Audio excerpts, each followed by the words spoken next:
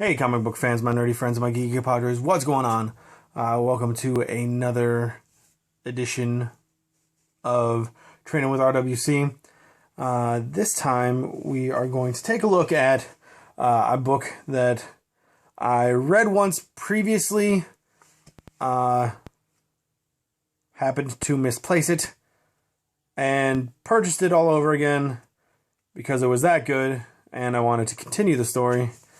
And that is The Sixth Gun.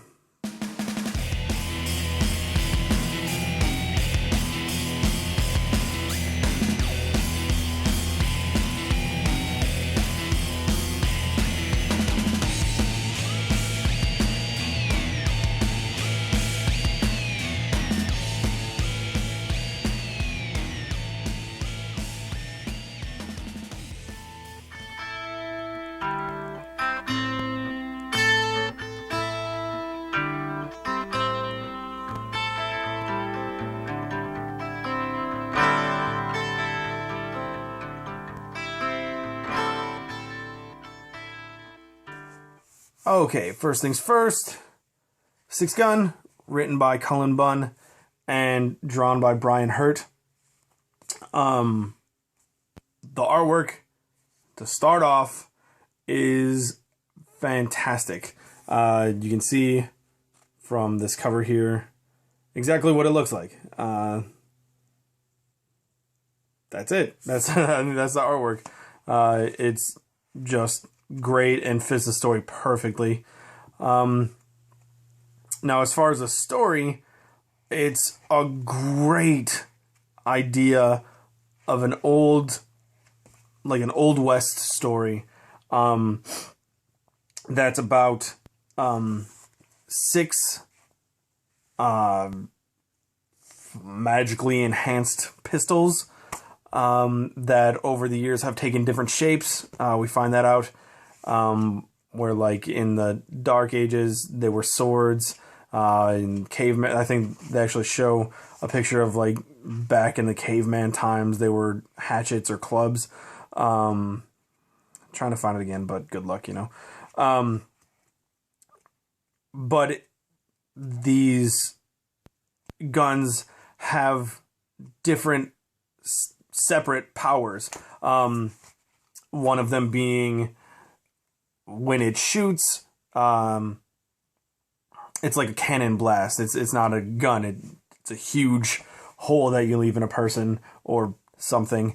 Another gun is, it shoots, when it shoots fire. Another after that is, it shoots like disease, like flesh-eating disease. Another, let's see, that's three. I'm trying to think of them off the top of my head. The fourth would be, when you kill somebody with a gun, you have the ability to bring them back from the dead, as like a mud person is what it looks like. The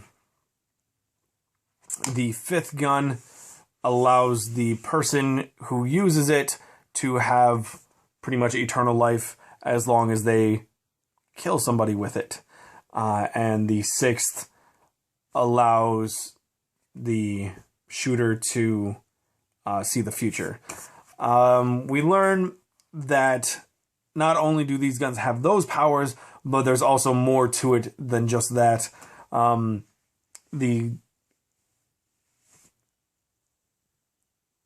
They all, when brought together and used to unlatch like a vault kind of, are said to bring about Armageddon and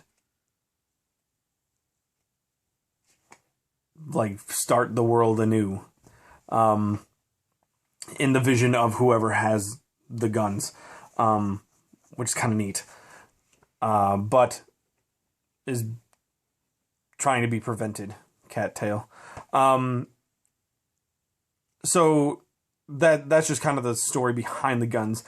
Then we have Drake Sinclair, right here, this gentleman, is trying to hunt down a treasure and comes across...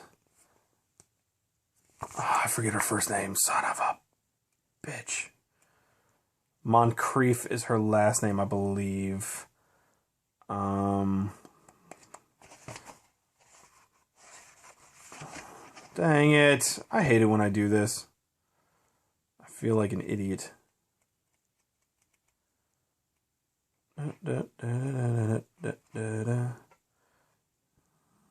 Shit. I don't remember. Anyway, Drake goes to like this ghost tree to get directions to the treasure. They lead him to, like I said, Moncrief, I believe is her last name. Becky. Becky is her name. And her father. Her father is the holder of the sixth gun, the one in which you can see the future. However, it didn't really prevent his demise, and when he died, Becky took up the gun. And I forgot to tell you how you get a hold of the gun. Each of the guns cannot be just taken from somebody. They can only be handled by the person who has come in contact with them first, or the person who kills that person can grab the gun and it'll be theirs. If somebody who is not the holder of the gun grabs it, it pretty much burns the crap out of their hand, which is pretty neat. So Drake and Becky